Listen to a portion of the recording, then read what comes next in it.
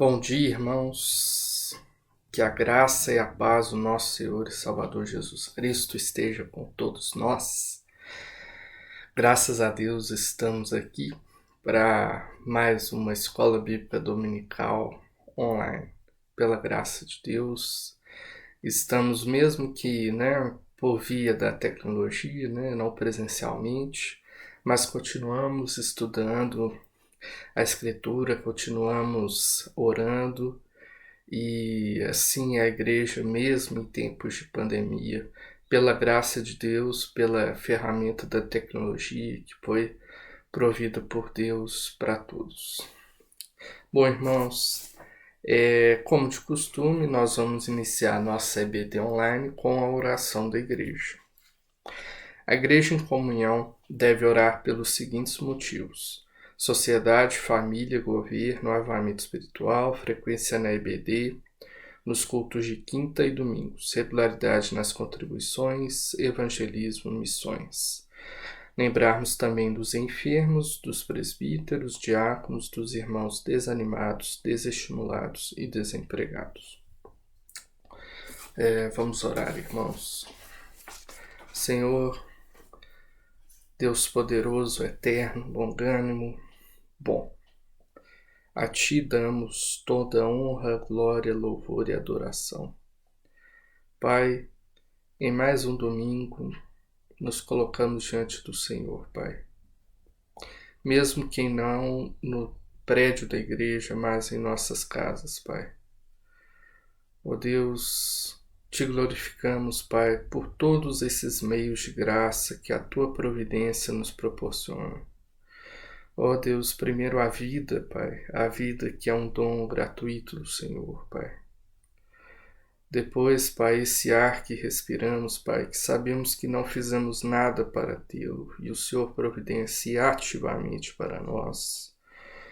Ó Deus, pela Sua graça que nos aconsola através da Tua salvação, Pai.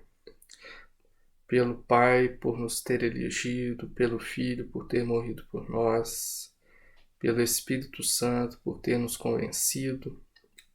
Ó Deus, pela tecnologia, Pai, que proporciona que possamos, ó Deus, mesmo remotamente, estarmos aprendendo, estarmos estudando, estarmos orando, estarmos em comunhão, ó Deus, mesmo que não presencialmente, mas estarmos, ó Deus, como corpo de Cristo, estudando da Tua Palavra.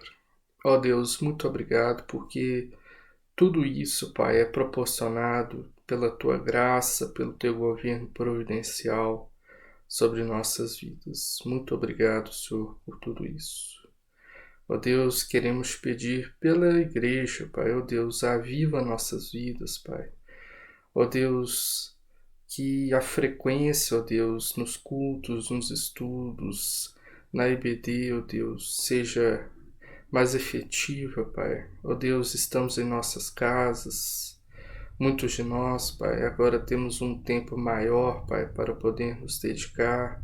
Ó Deus, nos incomoda a assistir, ó Deus, os estudos que são postados, que são feitos, conforme, ó Deus, a Tua Escritura.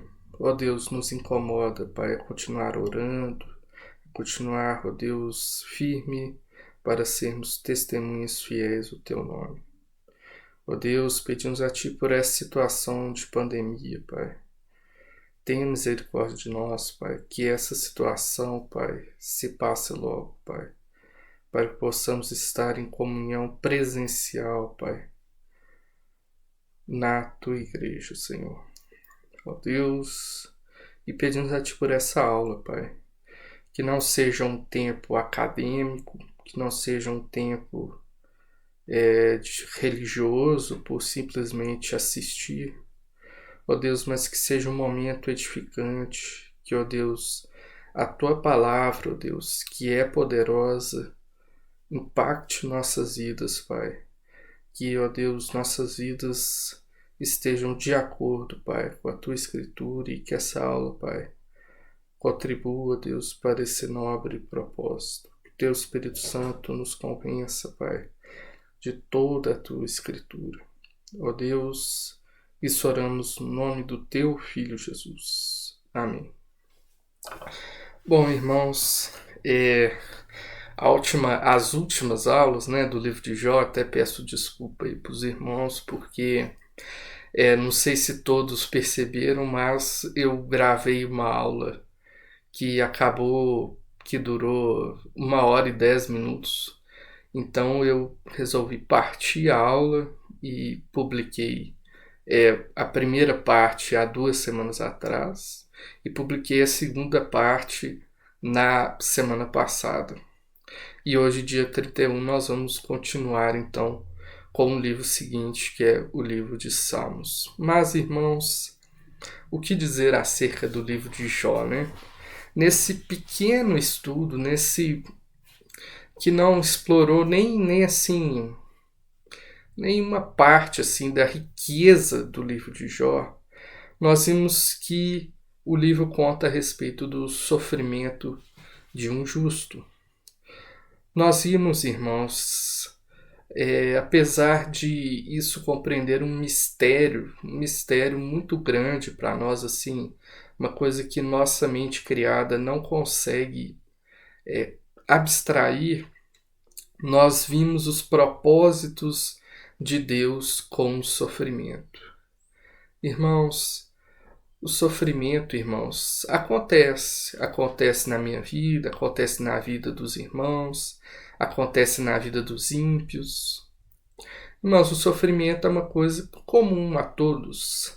Mas, irmãos, Deus governa todas as coisas através da sua providência. Ele preserva e governa todas as coisas. Então Deus usa essas coisas que para nós parecem penosas, parecem momentos maus, mas Ele governa essas coisas, Ele dirige essas coisas para um propósito. E esse propósito é bom, assim como Ele é bom.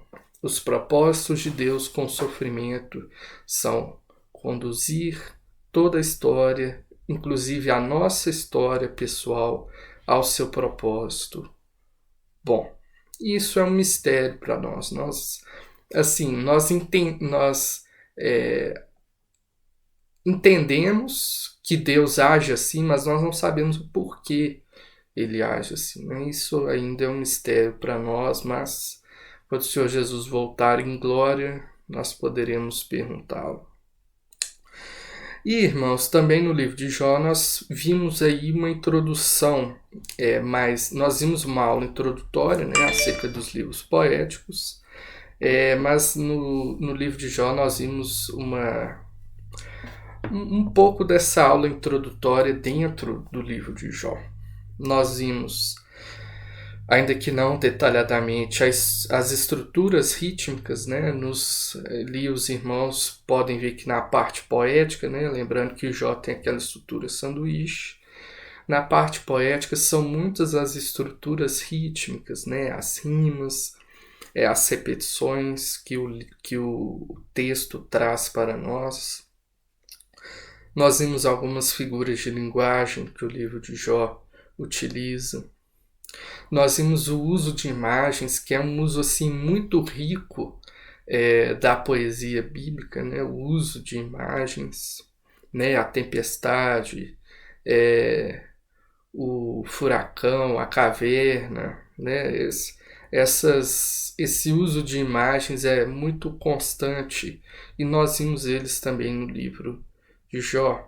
Nós vimos as expressões emocionais, o quanto Jó utiliza as emoções, né? Estou angustiado, estou triste, né? Etc, etc. Os amigos de Jó também utilizam essas expressões emocionais muitas vezes. Todas essas características estão presentes no livro de Jó, mas pelo fato, né, de não ser do propósito da aula ser uma introdução, né, um panorama bíblico, nós não aprofundamos muito especificamente em cada detalhe, em cada nuance linguística, né, do livro de Jó. Nós vimos terminando a nossa revisão, uma questão da sabedoria. Como é a sabedoria no livro de Jó? Nós vimos que Jó o tempo inteiro ficava firme na sua posição, eu sou justo. A sabedoria dos amigos de Jó para Jó não valia de nada, eram conselheiros inúteis, né, como ele próprio disse. Porém, Deus foi bem claro com Jó em sua resposta. Somente Deus é a fonte de sabedoria. Somente Deus é a fonte de sabedoria. Somente Deus criou todas as coisas, Ele é perito em todas as suas obras, em todas as obras da sua criação. Ele conhece o ser humano, Ele dirige as coisas através do seu governo. Então Jó se arrepende diante de Deus e confessa a sua falta de sabedoria diante de Deus, que culmina naquela última declaração do livro, né? Pó, Jó é simplesmente o pó da terra, né? Diante de Deus. E a sabedoria é tratada assim no livro de Jó. Somente Deus é a fonte da sabedoria. Bom, irmãos, e nessa aula nós vamos tratar do livro de Salmos. Bom, irmãos, quão desafiador é uma aula sobre o livro de Salmos. Bom, primeira coisa, por causa de sua extensão, né? São 150 capítulos. Bom, já que o pastor está fazendo um estudo, né, nas quintas-feiras, no livro de Salmos, nós vamos fazer apenas 2 aulas sobre o livro de Salmos, se Deus assim permitir, essa aula de hoje e a aula do domingo que vem. Nós vamos tratar de forma bem panorâmica mesmo. Bom, mas o nosso slide diz que os salmos foram escritos por Moisés, Davi, Salomão, filhos de Corá, filhos de Asaf, Etã e vários autores desconhecidos. Bom, irmãos, são muitos os autores dos salmos. E a data diz assim, datas entre 1440 a.C. e 400 a.C. O que dizer acerca da amplitude do livro de Salmos, né? Então, essa data aí é praticamente todo o período em que a Bíblia foi escrita no Antigo Testamento. Praticamente todo o período que o Antigo Testamento foi escrito, desde lá de 1440, que é a data da escrita do Pentateuco, né, por Moisés, até 400, que são os últimos escritos, né, pós-exílicos, né, daquele retorno que é tratado em Esdras e Neemias. Então veja que amplitude de tempo e que amplitude de autores. Essa amplitude temporal ela é muito desafiadora para nós. E nessa aula nós vamos tratar com mais detalhes dessa amplitude de autores e amplitude temporal. O propósito diz assim: prover para Israel uma coletânea de cânticos para adoração adequada em diversas situações. Uma coletânea de cânticos, né? Que cada cântico tem um momento específico para ser cantado, para ser lembrado. Ou seja, o livro pode ser considerado aí pelos estudiosos como uma antologia. O que é uma antologia? Né? Antologia, pelo dicionário, é uma coletânea de textos, músicas ou outras coisas de um ou vários autores, de um ou vários estilos, etc. Ou seja, é um compêndio, né, no caso aqui dos Salmos, de muitas músicas, de muitos cânticos, de diversos autores. Ou seja, como é desafiador para a gente se aproximar dos Salmos, né, para poder ter uma leitura mais assertiva, né, uma leitura mais profunda, uma leitura mais detalhada do livro de Salmos. E é interessante porque, apesar de todas essas coisas, o livro de Salmos é o que atrai mais a atenção dos leitores cristãos do que qualquer outro livro do Antigo Testamento. Com certeza, qualquer pessoa diz Antigo Testamento, ela pensa, um crente pensa em Salmos. Salmos é, vamos dizer assim, um centro para o cristão do Antigo Testamento. É uma popularidade muito grande que o livro de Salmos tem, né? Muitos aí pelas ruas decoram salmos, né? Recitam salmos. Um costume católico de deixar os salmos de proteção abertos, né? Para proteger a casa, né? Então a popularidade do livro de Salmos é muito grande. É considerado por muitos cristãos como o núcleo do Antigo Testamento, como a gente disse. E é um livro que ele é intelectual e também emocional. Isso é uma coisa muito interessante dos Salmos. Ao mesmo tempo que o livro de Salmos é um livro desafiador, como a gente acabou de ver aqui, né, pela amplitude temporal e por ter sido escrito por vários autores, é um livro desafiador. É um livro assim que nós precisamos ter um pouco mais de cautela ao ler, um pouco talvez de pesquisa, um pouco de atenção nas aulas, nos sermões do pastor de quinta-feira.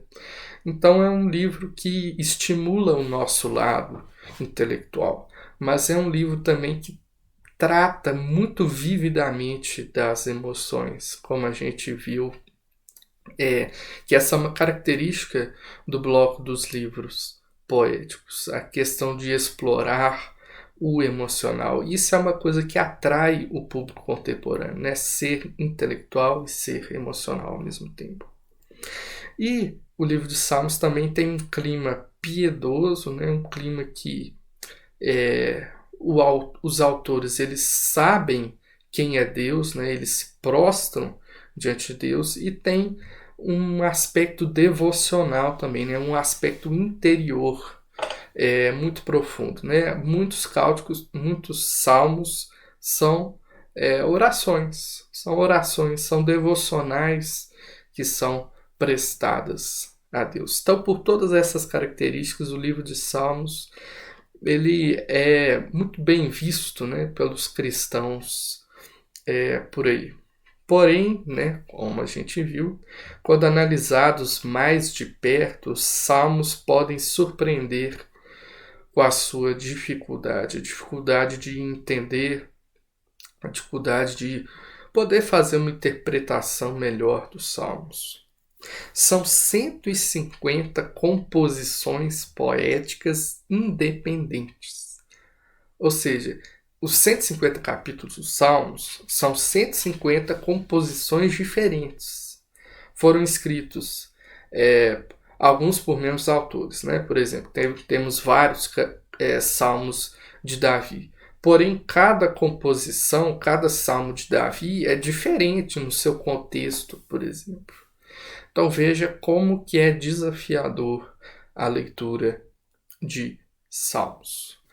Bom, a proposta dessas duas aulas é facilitar a leitura, né, para que nós possamos ter uma interpretação melhor, uma interpretação mais fiel das Escrituras. Bom, e nessa aula nós vamos nos deter nessa questão da amplitude temporal e dos vários autores dos Salmos.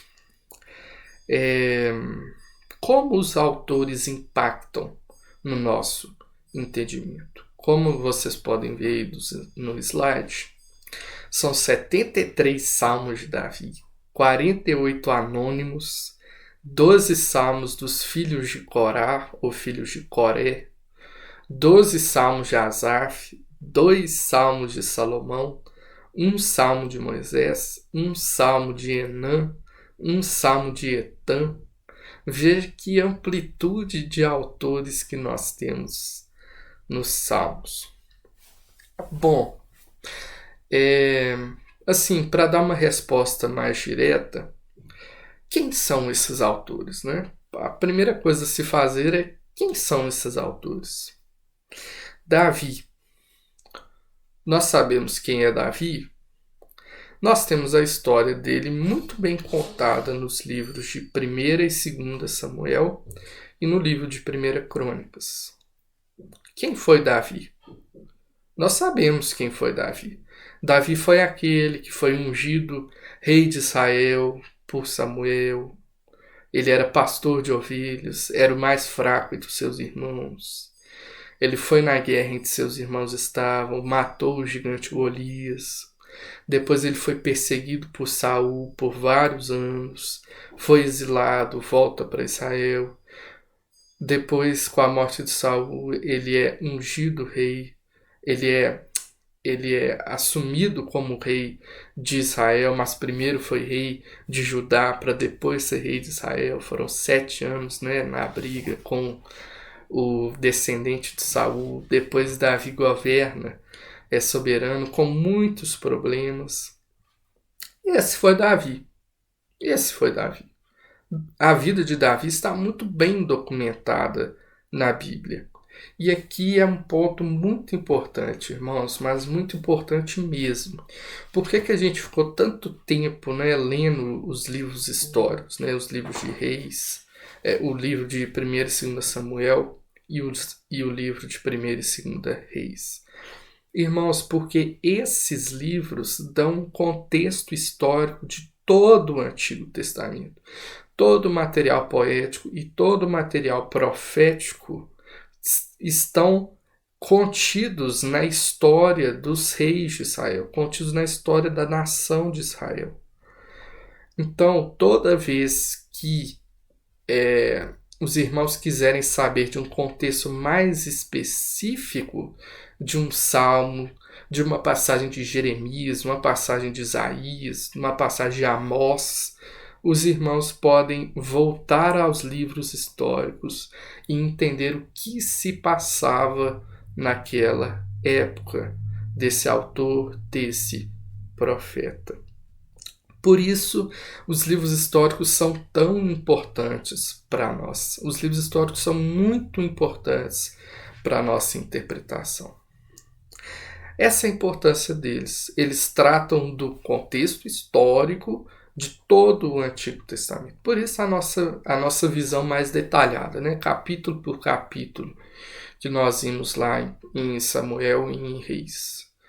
Nós vimos de capítulo em capítulo porque aquilo é o contexto histórico de todo o resto. Todo o material poético, todo o material profético estão embutidos ali nesse contexto histórico. Então, aí está a chave para entendermos a autoria dos Salmos. Quem foi Davi? Volta nos livros históricos e vamos entender quem é Davi. Os filhos de Corá ou Coré. Quem eram essas pessoas, esses filhos de Corá? Eles participavam, a única informação que nós temos é que eles participavam ativamente no culto do templo. Isso está lá em 2 Crônicas 20:19. Quem foi Asaf? Asaf era da linhagem sacerdotal de Coate e servia à mão direita de Emã. Quem era Emã? O músico principal do templo. Então Asaf era um músico. Isso está lá em 1 Crônicas 6, versículos 33 e 39. Quem foi Salomão? Salomão é esse Salomão mesmo que os irmãos pensaram, o filho de Davi. Ele tem a sua história contada nos livros de 1 Reis e 1 Crônicas.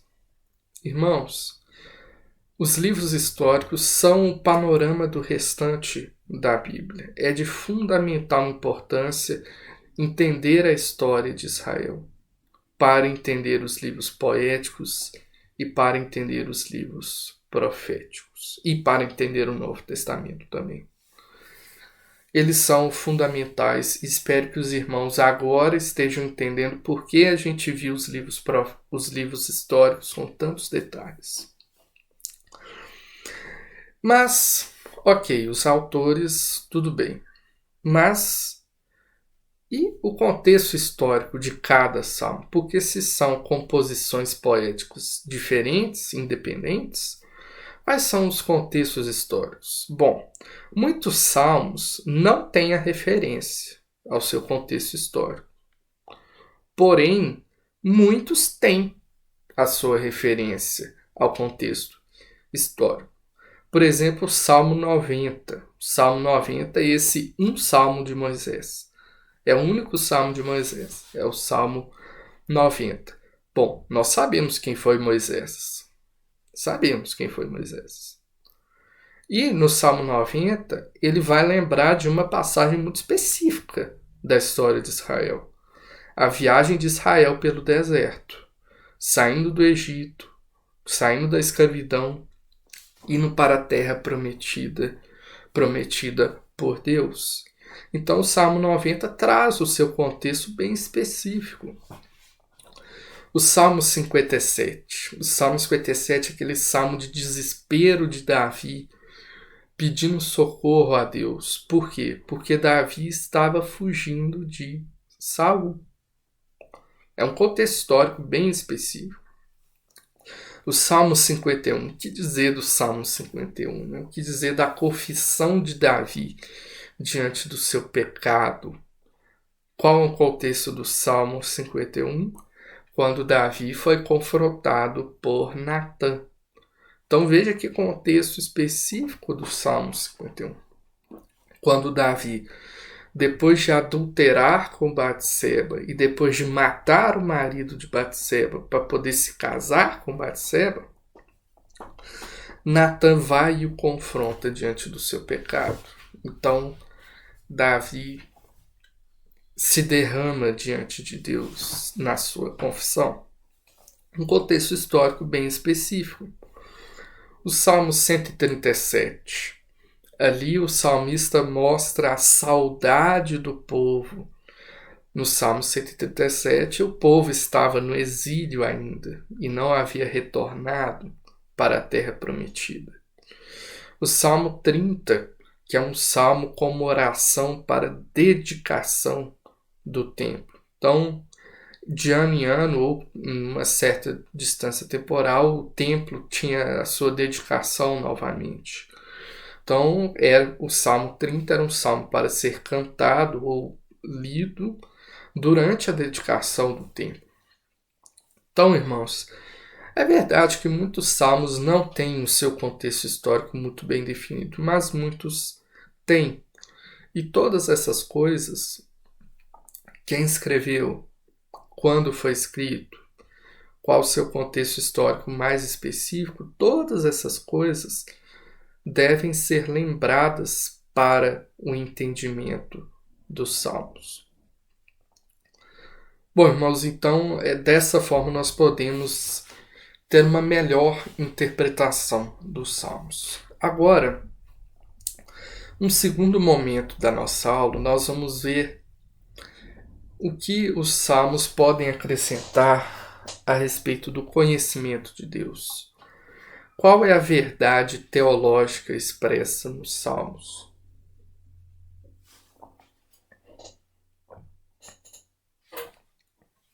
Bom, irmãos, é verdade que os salmos têm essa amplitude toda. Nós temos o tamanho do espaço temporal em que são escritos, né? Então, desde 1440 a.C. até 400 a.C. Espaço temporal imenso, é o espaço temporal de toda a revelação do Antigo Testamento. E, irmãos, ao longo dessa história, ao longo desses 1040 anos, o que aconteceu? Aconteceram muitas coisas, né? Imagina um espaço temporal de 1000 anos. Quantas coisas que não aconteceram. Quantas gerações não se passavam, né? Considerando uma geração como 70 anos. Veja quantas gerações não se passaram, né? Alguma coisa em torno de 15 gerações, né? Então, irmãos, nós temos que entender que os poetas os salmistas, eles tinham a percepção de suas situações contemporâneas. Um ser humano, ele vive no seu tempo. Ele não vive num tempo futuro, nem num tempo passado. Ele vive no seu tempo contemporâneo. Nós aqui estamos vivendo em 2020 agora. Estamos na época de pandemia. Estamos aqui no nosso contexto histórico. Davi estava no seu contexto histórico. Estava lá mais ou menos no ano 1000. Estava quando a economia era basicamente pastoril, né, de agricultura também. Estava ali após o período de juízo, um período difícil para a história de Israel. Estava ali quando Saul foi proclamado rei de Israel. Davi viveu o seu contexto, Davi viveu a sua história. Essa história de Davi. A mesma coisa os filhos de Corá, eles viveram na sua época. A mesma coisa Asaf, a mesma coisa Salomão, a mesma coisa Moisés, que foi o mais antigo de todos, né? De 1440 a.C. Então todos esses homens, eles viveram no seu contexto, na sua contemporaneidade, né? No seu tempo. Por isso, irmãos, que esses irmãos nossos, Davi, filho de Corá, Asaf, Salomão, Moisés, Enã, Etã, todos eles expressaram os seus sentimentos diante de Deus no seu contexto histórico. E por isso que o reino de Deus pode ser claramente visto nos Salmos. Porque esses homens, no seu contexto histórico, desde Moisés, lá em 1440, a Davi em 1000, a literatura pós-exílica, né, como nós vimos o Salmo 137, em 400 a.C., então todos esses homens, no período de 1000 anos, eles confiavam no estabelecimento final do reino de Deus. Então, o reino de Deus, a verdade de Deus acerca do seu reino pode ser claramente vista nos Salmos. Qual é o estabelecimento do reino de Deus? Um estabelecimento que ainda não havia acontecido na época dos salmistas. O reino de Deus foi estabelecido na vinda dele próprio à terra, ao mundo criado, com nosso Senhor e Salvador, Jesus Cristo. Então, esses autores, ao longo da história de Israel, tinham confiança de que o Messias iria vir e o reino de Deus ia ser implantado plenamente na sua criação. Dessa forma, é como se os Salmos fossem toda a teologia do Antigo Testamento. Então, todos os escritos do Antigo Testamento tivessem toda a sua teologia, todo o seu conhecimento de Deus condensado no livro de Salmos. Por isso os Salmos são tão ricos em devocionais, em afirmações teológicas mesmo, né? Em reflexões acerca da natureza, acerca da criação de Deus. Por isso os Salmos são tão ricos, porque eles são como se fosse um compêndio de toda a teologia de Davi, de toda a teologia dos filhos de Corá, de Asaf, de Salomão, de Moisés, de toda a teologia do Antigo Testamento, que é condensada no livro de Salmos. Irmãos, os Salmos são uma rica fonte de ensinamentos e reflexões teológicas. E os Salmos também são interessantes porque eles tratam os problemas de um ponto de vista diferente. Nos outros livros, nós vimos a ação de Deus sobre a história, né? A maioria dos outros livros são narrativos, exceto o Jó que nós vimos. Então, nós vimos a ação de Deus no meio da história, a ação de Deus sobre os homens, né? Agora, nos Salmos, nós estamos vendo os homens, a reação dos homens diante do governo de Deus. Nós estamos vendo nós estamos vendo os homens clamando a Deus. Então é um ponto de vista diferente, né? Ponto de vista do homem Davi, do homem filho de Corá, do homem Asaf, do homem Salomão, diante de Deus, diante da majestade, diante do governo de Deus sobre a história. Então é um ponto de vista diferente dos outros livros. E todas essas coisas, se nós levarmos todas essas coisas em consideração, nós vamos ter sim uma melhor interpretação dos Salmos. Dessa forma, o saltério é um outro nome dado aos Salmos, né? Então, saltério é a mesma coisa que Salmos. O saltério é um compêndio de toda a teologia do Antigo Testamento. Por isso é um livro extremamente rico. A teologia de todo o Antigo Testamento é colocada em prática nos Salmos. Toda a teologia do Antigo Testamento. Tanto para trás, né? Tanto no Pentateuco, quanto dos livros históricos, quanto dos futuros, né? Quanto dos livros proféticos. Toda essa teologia é aplicada na vida prática nos Salmos, no Saltério.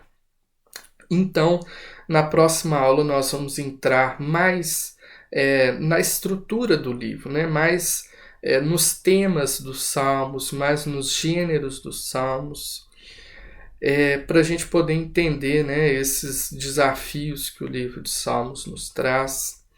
Também acerca daquelas estruturas, né, linguísticas, embora nós não vamos entrar muito a fundo, porque é uma aula introdutória, para nós podermos ter sim uma melhor compreensão, um melhor entendimento do livro dos Salmos. Bom, irmãos, aqui se encerra a nossa aula. Eu quis fazer uma aula mais curta, né, propositadamente. Não sei se foi mais curta, acredito que tenha sido. 37 minutos, então tá curta ainda, né? Bom, foi uma aula mais curta para, né, você compensar aquelas aulas longas que nós tivemos também na última aula do livro de Jó também, que eu gravei e tive que partir no meio. Então, na aula que vem nós continuamos. Irmãos, continuem em oração, continuem jejuando a favor da questão do coronavírus, pelos irmãos que têm perdido parentes. Vamos continuar orando, vamos continuar focados. Em nome de Jesus.